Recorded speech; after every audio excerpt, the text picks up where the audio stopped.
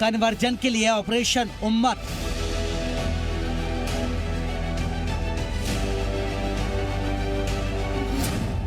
जिसने वीडियो देखा समझो फंस गया।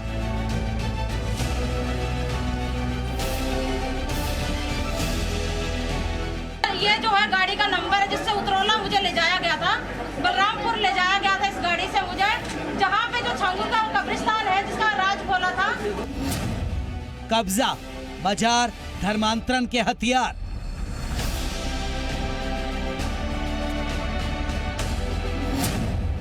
कन्वर्जन एपिसोड का हर चैप्टर डिकोड।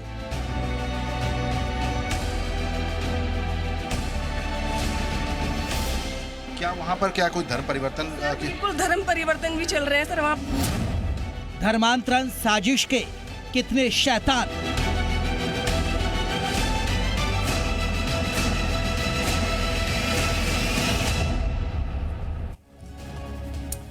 तो इसी मुद्दे पर हम बात करेंगे और कैसे कैसे आपको बता दें कि अब नए नए राज खुल रहे हैं और तमाम मेहमान हमारे साथ जुड़ेंगे। उन मेहमानों का मैं जल्दी से आपको परिचय करा दूं, कौन कौन खास मेहमान रहेंगे। और आपको बता दें इस मुद्दे पर एक सबसे बड़ी बात है कि छांगुर केस में ये बात सामने आई कि 250 से भी ज्यादा पीड़ित सामने आ रहे हैं। पुराने लोग अपने अपने लोगों को तलाश रहे हैं, जिनकी बेटियां घर से खो गई थी पहले, जो लापता हो गई थी, अब उनके कनेक्शन कहीं ना कहीं छांगुर से जुड़ते नजर आ रहे हैं और वो अपनों की तलाश में भटक भी रहे। तो हमारे साथ कौन कौन खास मेहमान रहेंगे, मैं मेहमानों का परिचय करा दूं। राजेश चौधरी है, आपको बता दें बीजेपी के प्रवक्ता हैं और विधायक भी है, वो हमारे साथ जुड़ गए। चौधरी साहब बहुत बहुत स्वागत है। अशोक यादव, आपको बता दें समाजवादी पार्टी के प्रवक्ता, वो भी हमारे साथ जुड़ गए। हाजी नाजिम खान है, प्रवक्ता है मुस्लिम महासभा के, वो भी हमारे साथ जुड़ गए। हमारे साथ गोपाल राय, अध्यक्ष है विश्व हिंदू रक्षा परिषद की तरफ से, गोपाल राय जो लगातार इस मुहिम में लगे हुए हैं। साध्वी गीतांबा हिंदू धर्मगुरु हैं और हमारे साथ वो जुड़ गए। पीड़िता भी हमारे साथ एक जुड़ गई है, उनका रुख करेंगे। तमाम मेहमान हमारे साथ जुड़ गए। जल्दी से एक पीड़िता का मैं रिएक्शन ले लेता हूं। मैडम जरा बताइएगा छांगुर के बारे में, छांगुर के इस नेक्सस के बारे में। अब आगरा में भी इस तरह का मामला सामने आया है, इसे आप कैसे देखती हैं? आप मानती है कि एक पूरा ग्रोह है जो यूपी में फैला हुआ था? आप मुझे सुन पा रही हैं? अनम्यूट कर लीजिए आप अपना मोबाइल से, आप अनम्यूट कीजिएगा अपने आप को। मैडम आप सुन पा रही हैं? हेलो। हाँ जी रखिए, अपनी बात रखिए। नमस्कार सर जी। सवाल दोबारा कीजिए सर, साउंड में नहीं, मैं जिस तरह भी आगरा में खुलासा हुआ, फिर छांगुर पहले आया, अब आगरा से भी एक गिरोह का पता चला है। क्या आप मानती है कि ये एक ही गिरोह है और ये कहीं ना कहीं एक टारगेट करके हिंदू लड़कियों को टारगेट किया जा रहा है? देखिए सर, ये दिखने में दो टीम दिख रही है पर टीम एक ही है। ये A1 B1 इनका लिंक जो पाकिस्तान से है और जो नेपाल से है। ये जो आगरा की जो टीम पकड़ी गई है, ये छांगुर का इनका एक ही गिरोह है। हालांकि नाम अलग दे दिए गए हैं, व्यक्तियों के नाम अलग रखे हैं, काम तो इनका एक ही है, धर्मांतरण का सर। सेकंड कोई है ही नहीं। इन्होंने तो सऊदी में था जब भी बोल दिया था कि 2047 में हम इसे इस्लामिक मुल्क बना देंगे। ये बात मैं बताई भी थी पहले और वही कर रहे हैं ये लोग। इनका काम ही है, इनका बड़ा है। नहीं, आपको लगता है कि बहुत ज्यादा लड़कियों को टारगेट किया गया? क्योंकि गोपाल राय जी भी है हमारे साथ, उन्होंने बताया कि 250 से भी ज्यादा पीड़ित लोग उनके साथ जुड़ चुके अब तक, वो सामने आ चुके, इनके संपर्क में है। जी बिल्कुल, गोपाल राय जी बिल्कुल राइट बोल रहे हैं। 250-300 लड़कियां जो हैं इस कांटेक्ट में आ चुकी हैं, जिनका धर्म परिवर्तन करवा के जो विश्व हिंदू रक्षा परिषद के पास आई हैं अपनी तकलीफें लेके। और जो 1500-1600 लड़कियों को इन्होंने कन्वर्जन करवाया है और 5 से 6 लड़कियां मिसिंग है, जैसे आशा निगी है, प्रिया त्यागी है। और मेरी तो सरकार से मांग है सर, जो छांगुर के घर में कब्रिस्तान है उसकी खुदाई की जानी चाहिए और जो उसके अंदर हड्डियां मिल रही हैं, वो जो हड्डी है जो उनकी फैमिली वाले लोग हैं, उनका जो है DNA मैच किया जाए। चलिए मैम, मैं आपके पास लौटूंगा। हमारे साथ और भी मेहमान हैं। अशोक यादव जी, जिस तरह के नए नए मामले आ रहे हैं, जिस तरह के नए नए खुलासे आ रहे हैं, दो शब्द आप रखेंगे इस बात पर? आगरा में भी अब देखिए एक नेक्सस हुआ और एक विशेष समुदाय की बात आती है। बहन जो यहाँ पे हैं, जिसको आपने कनेक्ट किया है प्रोग्राम में, उसके साथ मेरी पूरी सिंपैथी है। और इसके साथ तो जितनी भी इस इस तरह की पीड़िताएं हैं सबके साथ हमारी सिंपैथी है। और मैं समझता हूं कि जितना दोषी छांगुर बाबा है उतना ही दोषी योगी जी और मोदी जी की सरकारें भी इसकी। आप इस चीज से डिनाई नहीं कर सकते कि जो सरकार हमारे मुख्यमंत्री जी के गृह जनपद के बगल में 165-70 किलोमीटर दूर बैठा हुआ बाबा कम से कम इतना सालों से इतना बड़ा रैकेट चला रहा था, लोकल इंटेलिजेंस यूनिट कर क्या रहे। आप सवाल हमारे देश की प्रदेश की जनता पूछ रही है कि अगर वो विदेश में लड़कियां भेज रहा था या विदेश से पैसे मंगा रहा था, इसके लिए तो केंद्रीय एजेंसियां ना जयप्रकाश भाई। अब इसके लिए केंद्रीय एजेंसियां ईडी है, enforcement director, financial intelligence unit है, इसके लिए एसटीयू है जो एनएचए के अंतर्गत आता है, एंटी ह्यूमन ट्रैफिकिंग यूनिट है सेंट्रल गवर्नमेंट की। ये तमाम एजेंसियां हैं, ये एजेंसियां कर क्या रही? ये सवाल तो बनता 14 से मोदी जी हैं और 17 से योगी जी हैं। और इन दोनों एजेंसियों के बीच में ये बाबा बैठ करके अगर धर्मांतरण करा रहा था और इतना बड़ा रैकेट चला रहा था, किसके सर पर चला रहा था? इसके लिए अशोक जी चलिए मैं अशोक जी इस पर जवाब ले लेता हूं। राजेश चौधरी हमारे साथ जुड़े हुए हैं, बीजेपी के प्रवक्ता भी है, विधायक भी है। राजेश जी, ये तो अब मामला आपने देखा छांगुर का, बलरामपुर, अब आगरा, ये तो आपके ही नजदीक पहुंच गया इलाका। और सबसे बड़ी बात है कि इस तरह के मामले लगातार खुलासे पे खुलासे हो रहे हैं। अब अशोक यादव साहब तो कह रहे हैं कि बीजेपी ही जिम्मेदार है, और वाकई में ये फेलियर तो आपका ही रहा होगा ना। ठीक है, अब आपने पकड़ लिया, लेकिन इतना बड़ा खुलासा इतने वक्त तक कहां रहे फिर आप लोग?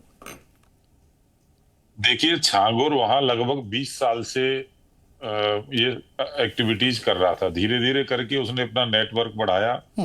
आप कई बार उस पर डिबेट भी कर चुके हैं, मैं उस विषय में नहीं जाऊंगा। पर मेरा ये कहना है कि यदि देश के अंदर नरेंद्र मोदी जी की सरकार नहीं होती और उत्तर प्रदेश के अंदर योगी जी की सरकार नहीं होती और ये जो प्रवचन करने वाले लोग हैं इनकी सरकार रही होती, तो ये उसको छांगुर को संरक्षण दे रहे होते। ये जो लड़कियां आकर के आज खुलासे कर रही हैं, सरकार जिस तरह से कहर बन करके इन अपराधियों पर टूट रही है, वो आज ये नहीं होता दिख रहा था। खुलता भी नहीं केस। कितने केस ऐसे होंगे जो इनकी सरकार के समय पे दब गए होंगे। और ये कोई सामान्य एक्टिविटी नहीं है जी। गजबाए हिंद करना, इस देश का इस्लामीकरण करना, इस लक्ष्य को लेकर के ये काम कर रहे हैं। विदेश के चंदे पे ये पल रहे हैं। ये राष्ट्रद्रोह की श्रेणी में आता है। ये भारत माँ के साथ गद्दारी की श्रेणी में आता है। और गद्दार को जो सजा मिलनी चाहिए, सरकार वही सजा इन लोगों को देगी।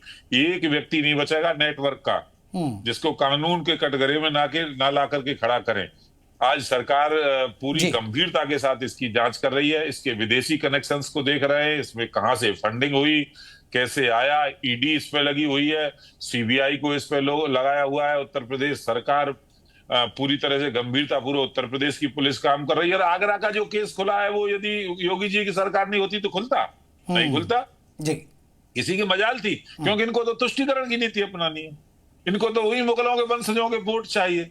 ये वोट की राजनीति करने वाले लोग। आज न्याय की सरकार है, आज निष्पक्षता के साथ काम करने वाली सरकार है, इसीलिए हो रहा है, नहीं तो नहीं होता। अब कोई व्यक्ति छद्म वेश में आकर के उसने धारण किया धार्मिक स्वरूप, यदि उससे पहले कार्रवाई करते और ये सबूत हमारे हाथ में नहीं होते तो सबसे पहले समाजवादी पार्टी सरकार ही आकर के बवाल करती। बिल्कुल। देखिए अल्पसंख्यकों पर अन्याय हो रहा है, अत्याचार कर रहे हैं, उनके साथ भेदभाव कर रहे हैं। ये वही लोग हैं, ये भाषा बोलने वाले लोग हैं जो आज कार्रवाई की मांग कर रहे हैं। जो आज हम पर उंगली उठा रहे हैं, वो देखे 3 उंगली उनकी तरफ जाती है। चलिए मैं इस पर जवाब लूंगा। मैं लौटूंगा आपके पास। हाजी नाजिम है, आपको बता दें, हाजी नाजिम खान प्रवक्ता है मुस्लिम महासभा के। मैं आ रहा हूं चौधरी साहब। यदि कार्रवाई होती है, 1 मिनट में जवाब दूंगा। एक आतंकवादियों के खिलाफ भी कार्रवाई होती है तो उनके पक्ष में बोलने का काम यही लोग करते हैं। ठीक, केवल इसलिए कि वो धर्म विशेष के लोग होते हैं। चलिए मैं इस पर ये एक बड़ा सवाल है, धर्म विशेष के ही लोग होते हैं। हाजी नाजिम साहब, अब देखिए आगरा में खुलासा हुआ, छांगुर के बारे में आप बैकग्राउंड आप देख ही रहे हैं हाजी नाजिम साहब, लेकिन एक विशेष धर्म के ही लोग क्यों शामिल है? क्या एक टारगेट किया जा रहा है कि हिंदू लड़कियों को भाई धर्म परिवर्तन कराना, हाजी नाजिम साहब? और मैंने तो देखा जिस शख्स को आज गिरफ्तार किया आगरा में, उसकी पत्नी कह रही है ये तो अल्लाह का आदेश है, इसमें क्या गुनाह हो गया, वो कह रही है। हाजी नाजिम। हाँ जयप्रकाश जी, देखिए जिस तरीके से यहाँ पर बातें हो रही हैं, देखिए आगरा में जो घटना घटी, देखिए वो जांच का विषय, जांच चल रही है और जांच होने के बाद पता चलेगा कि जो जबरन धर्म परिवर्तन या किसी को अपने धर्म में लाने के लिए जो प्रक्रिया चल रही है पैसों के बल पर, ये तो जांच का विषय है। और रही बात ये, देखिए हम मजहब इस्लाम को मानने वाले हैं जयप्रकाश जी, मेरा मजहब इस्लाम कभी भी नहीं देता कि किसी का भी जबरन धर्म परिवर्तन करवा दीजिए, और ना मेरा मजहब इस्लाम किसी के जबरन धर्म परिवर्तन को स्वीकार करता। और जो अभी आपने कहा ना कि कोई मोहतरमा कह रही थी तो अल्लाह का आदेश है, वो सरासर झूठ बोलती है, वो झूठ बोलती है, उनको पता ही नहीं है। अगर जो मजहब इस्लाम को जानकार हैं, अगर अच्छी तरीके से पढ़ लिया होता, ये समझ लिया होता, वो इस तरह की बातें नहीं करते।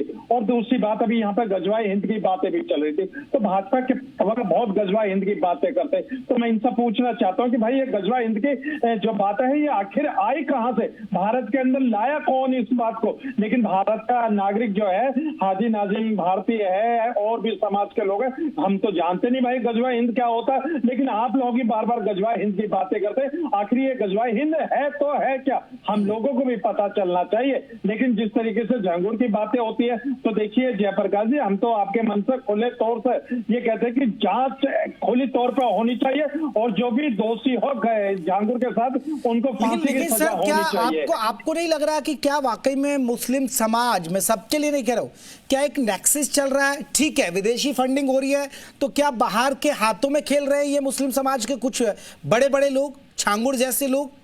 आप बताइए ना, फिर तो कुछ तो है ना खामी।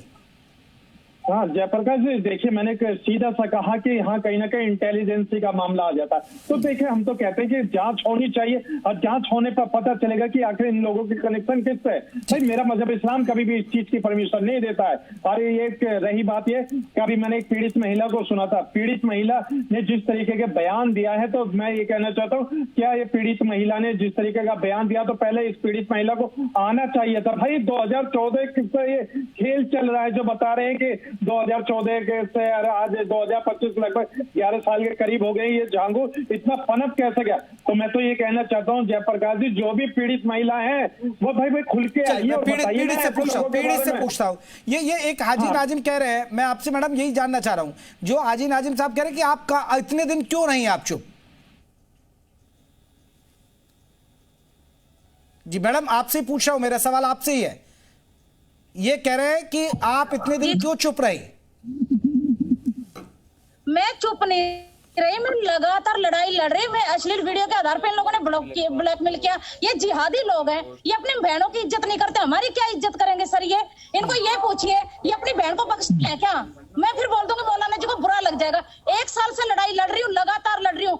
मेरी फेस की हालत देखते हैं, 5 टाइम जानलेवा हमले हो चुके मेरे ऊपर, और ये बोलता है चुप थी। मैं चुप नहीं थी, पुलिस प्रशासन बिका हुआ था, उसकी वजह से, कुछ हमारे नीचे का जिला स्तर के पुलिस अधिकारियों की वजह से जो फंडिंग करते हैं, और ये बोलते हैं चुप थी मैडम चुप नहीं थी। मैडम को बिल्कुल मारने की कगार पे कर दिया था। मेरे को 5 टाइम मेरे पे जानलेवा हमले हो चुके हैं। देखिए मैं जवाब दूंगा मोहतरमा के।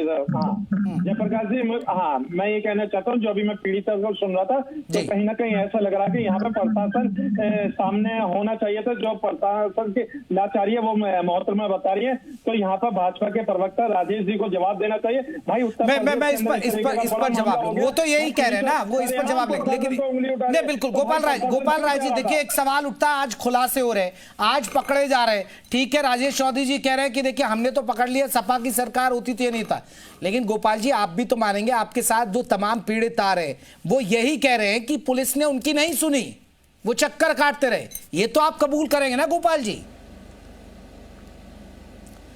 मैं आपको बताना चाहता हूं, 23 जून को कुछ पीड़ित मेरे यहाँ आए थे। वो ऐसे पीड़ित थे, उन्होंने बताया कि झांगुर बाबा उर्फ जमालुद्दीन ने बहुत बड़ा हजारों लोगों का धर्मांतरण किया है। फिर हमें विश्वास नहीं हुआ, तो विश्वास न होने के कारण मैं 24 जून को अपने 20 गाड़ियों से लगभग 100 लोगों की संख्या में मैं उतरौला पहुंचा, बलरामपुर डिस्ट्रिक्ट में, जहां इनका घर था। घर देखने के बाद मुझे पता चला एक फकीर आदमी इतनी बड़ी कोठी कैसे तैयार कर लेगा। फिर मैं वहां 2-2.5 घंटे उस क्षेत्र में घूमा, तो लोगों ने कहा साहब ये बहुत बड़ा रैकेट इसका है, और हजारों लोगों का अगला जो है धर्मांतरण करा चुका है। इसके नेटवर्क। गोपाल जी पहले तो मेरी सवाल का जवाब दीजिए ना, ये तमाम जो पीड़ित आए इन्होंने यही तो बताया होगा ना कि पुलिस की मदद नहीं मिली। बिल्कुल आप सही करें, मैं वो भी जवाब दे रहा हूं।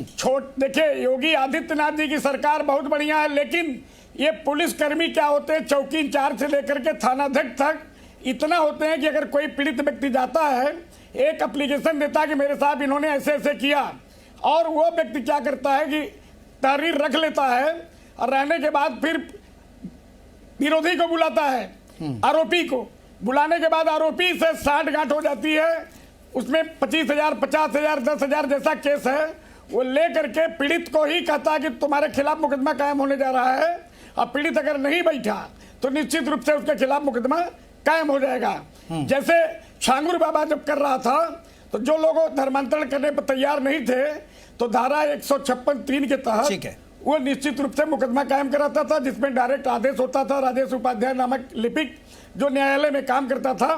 तो हम ये सारी चीज जानकारी करने के बाद मुख्यमंत्री जी को हमने दिया, और मैं मुख्यमंत्री जी को बधाई देता हूं कि मुझे जब इस घटना की जानकारी हुई है, जब मैं दिया 20 घंटे के भीतर छांगुर गिरफ्तार हुआ। चलिए ये एक अच्छी बात है। चलिए आप करें, मैं साध्वी की तांबाजी हमारे साथ, आपको बता दें वो भी जुड़ गए हमारे साथ, मौलाना रिजवी साहब भी जुड़ गए, मौलाना शहाबुद्दीन जी, मैं उनका भी रुख करूंगा। साध्वी की तांबाजी, आपको क्या लग रहा है, क्या हिंदू बहन बेटियों को टारगेट किया जा रहा है?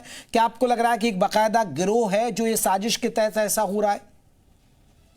नहीं, टारगेट भी है और इनका गिरोह भी है। बिना गिरोह का तो ये चलते नहीं है, इनका तो हर जगह गिरोह है। और अभी जो ये जांच वाच बैठी है उसमें सब कुछ खुलकर के सामने आएगा। लेकिन जो पीड़िता है तो हमारे एकदम निरीह महिलाएं हैं, उनके साथ तो जो हुआ है इसमें तो छांगुर को अब तक खड़ा होकर गोली मार देनी चाहिए। वो तो हो नहीं सकता है, सब कुछ कानून में बंधा हुआ है। जब तक हमारी पीड़िता है रोते रोते अपना दम नहीं तोड़ देंगी तब तक इनके साथ न्याय नहीं होगा।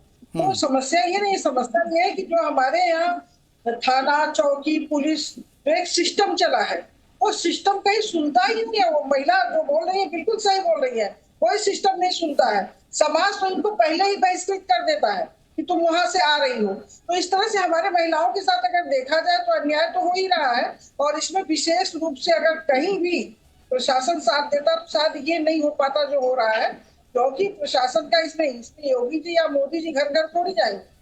यहाँ थाना, पुलिस, चौकी सब कुछ बना हुआ है, और लेकिन वहाँ सुनवाई ही नहीं हो रही महिलाओं की। और सुनवाई नहीं हो रही तो गैंग बढ़ता चला जा रहा है। और गैंग बढ़ाने का काम अगर कोई कर रहा है तो हमारे ही इर्द गिर्द के लोग कर रहे हैं। और हमारे इर्द गिर्द के लोग तो हैं, वो कहने को तो हिंदू हैं। मौलाना शहाबुद्दीन से मेरा एक रिएक्शन। सर, इस्लाम में ऐसा होता है कि लोग गिरोह बनाकर धर्म परिवर्तन कर रहे हैं, फंडिंग ले रहे हैं, फिर सवाल नहीं उठेंगे क्या मुस्लिमों पर? देखिए मुहतरम, आपने जो इस्लाम के हवाले से जो सवाल किया है उसका जवाब ये है कि अल्लाह ताला कुरान में इरशाद फरमाता है, ला इकराह फिद्दीन क़द तबय्यन रुश्द। इसका उर्दू में मतलब ये है कि दीन में ज़बरदस्ती नहीं है। और पैगंबर इस्लाम का जीवन पूरा पढ़ जाइए, उन्होंने कभी भी किसी को लालच दे करके, दबाव दे करके या किसी भी प्रेशर में किसी का मजहब तब्दील नहीं कराया। और यहाँ तक कि जो खलीफा थे पैगंबर इस्लाम के उत्तराधिकारी हजरत उमर फारूक, उन्होंने उनका जो पेशकार, उनका जो खादिम था वो तो खुद गैर मुस्लिम था, वो खुद गैर मुस्लिम था। और एक घटना मैं बताऊं, पैगंबर इस्लाम का दौर था और इस्लामी रियासत बन चुकी थी, तो वहाँ पर एक गैर मुस्लिम का कत्ल एक मुसलमान ने कर दिया। अब उस वक्त थे चंद मुसलमान, मगर पैगंबर इस्लाम के दरबार में जब ये बात आई तो उन्होंने इंसाफ पर मबनी फैसला किया। इंसाफ और आदल का ये मिसाल कायम करते हुए उन्होंने उस मुसलमान की रियायत नहीं की कि ये हमारा अनुयायी है और चंद मुसलमान हैं, तो कोई रियायत नहीं की। और साफ साफ उन्होंने आदेश दिया कि कत्ल का जवाब जो है, बदला कत्ल है। तो उस मुसलमान को उस गैर मुस्लिम के कत्ल के, अब इस पर तो कहिए ना सर, ठीक है वो तो आप इतिहास बता रहे हैं, लेकिन ये हो क्या रहा फिर? अब जो देखिए छंगूर बाबा ने जो कुछ किया, अब छंगूर निकल गया, अब आगरा में ये खुलासा हो गया। अब जो भी इस कैटेगरी में जो लोग भी आते हैं, छंगूर बाबा हो या ये जाकिर नाइक हो वगैरह वगैरह, तो ये जो लोग भी हैं ये इस्लामी उसूलों के खिलाफ काम कर रहे हैं, गैर कानूनी भी काम कर रहे हैं। तो इनके खिलाफ कानूनी चाराजोई होना चाहिए, जांच पड़ताल होना चाहिए कि कहीं ऐसा तो नहीं है कि इनका जो है वो कोई सरपरस्ती कोई संगठन कर रहा हो और वो संगठन जो है आतंकवादी गतिविधियों में लिप्त हो। तो इसकी जांच पड़ताल बहुत ज़्यादा ज़रूरी है। और ये बात अभी जो मुझसे पहले मोहतरमा कह रही थी और उससे पहले एक साहब और कुछ कह रहे थे कि पुलिस नहीं सुनती। एक पीड़िता जो है वो चिल्ला चिल्ला के तकरीबन 6 महीना तक वो दौड़ भाग करती रही और उसके बाद जो है वो थाना पुलिस कोर्ट कचहरी का चक्कर लगाते रहे, मगर किसी ने सुनवाई नहीं की। तो देखिए, ये योगी आदित्यनाथ जी की हुकूमत में नाक के नीचे इस तरीके से काम हो रहा है, तो कहाँ है लॉ एंड ऑर्डर, कहाँ है तहकीक और तफ्तीश? ये सवाल राजेश जी, देखिए घूम फिर के वही बात है, आप ठीक है, क्योंकि हालांकि देखिए विपक्ष तो बोलेगा नहीं, क्योंकि एक विशेष वर्ग के वोट का सवाल है।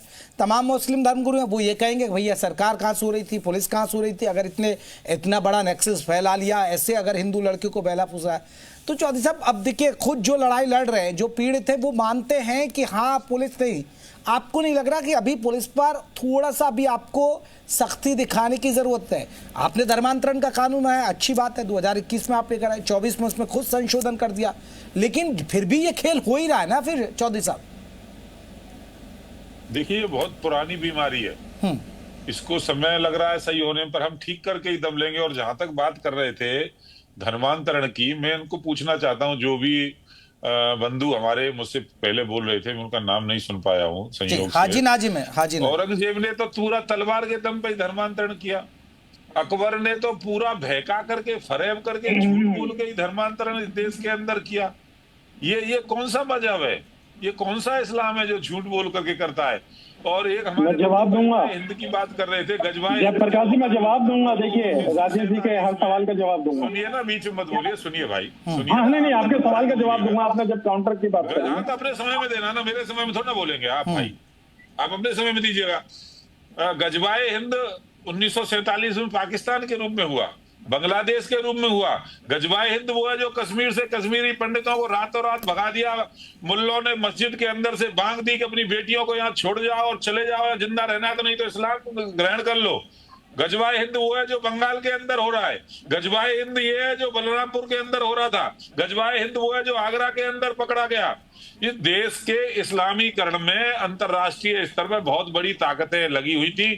ये सरकार आने के बाद 2014 के 2017 में यूपी में सरकार आने के बाद उनको काम करने में बहुत दिक्कत हो रही है।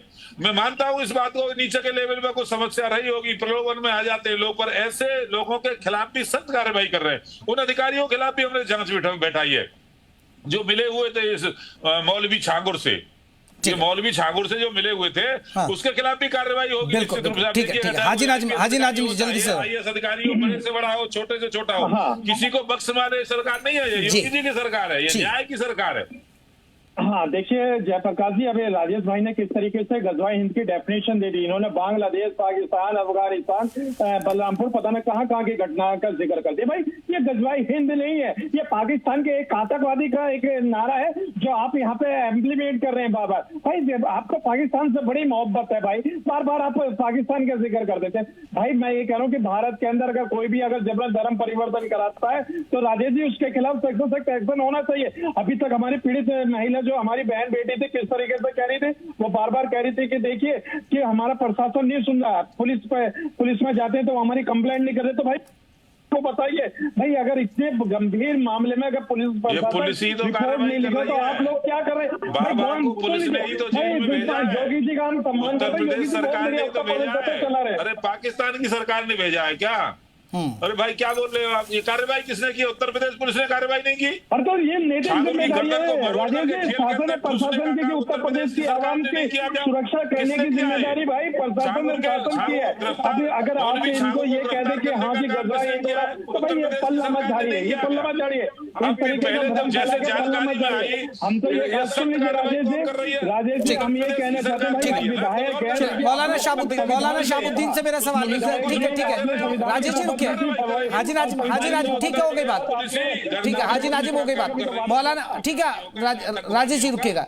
हाँ अब मौलाना साहब मेरा एक आपसे सवाल, मौलाना शाहबुद्दीन रिजवी साहब मेरा आपसे ये सवाल है, कभी आपने सुना कोई हिंदू धर्म का कोई ऐसा ग्रोह कि भाई मुस्लिमों को जबरदस्ती कोई धर्म परिवर्तन, कोई लोभ लालच के, ये भी जो धर्म परिवर्तन की या तो कोई ईसाई मिशनरी काम करती है या फिर मुस्लिम पकड़े जाते हैं, ये चिंता का विषय नहीं है क्या? और फिर हिंदू संगठन सवाल उठाएं, सरकार एक्शन ले तो आप कहते हैं एक विशेष वर्ग को टारगेट कर रहे हैं। नहीं देखिए ऐसा नहीं है, कि हिंदू में भी ऐसे हैं, मैं आपको नाम बता रहा हूँ कि वो लोग भी इस तरह के प्रलोभन दे करके, लालच दे करके धर्मांतरण का काम करा रहे हैं। उन्होंने एक शब्द यानी पैदा कर लिया है, उसका नाम है घर वापसी। घर वापसी और धर्मांतरण दोनों की बात एक ही है, दोनों की कंडीशन एक ही है, दोनों का सिस्टम एक ही है और दोनों का मकसद एक ही है। तो बरेली में एक पंडित के शंखधर हैं, वो अगस्मुनि अखाड़े के बाबा हैं और वो धर्मांतरण कराते हैं, उसका नाम उन्होंने घर वापसी दिया।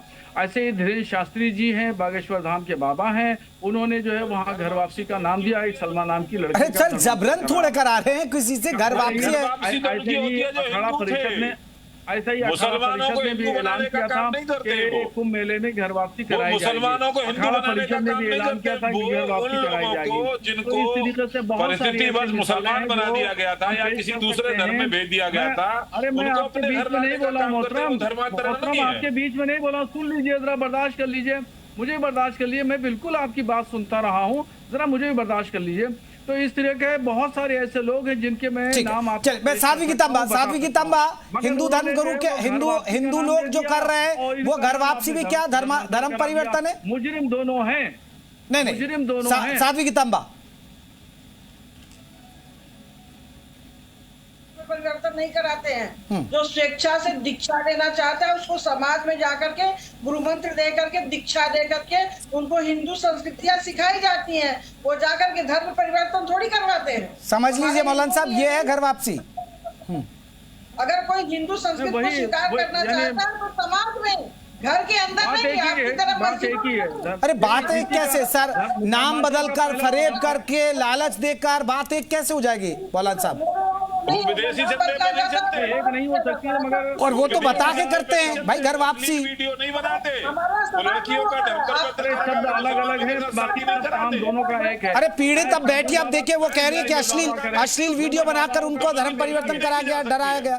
चलिए ठीक है, सबके अपने अपने नजरिए में माफी चाहूंगा, मेरे पास इतना ही वक्त था। यूपी मांगे उत्तर में बस इतना ही। नमस्ते।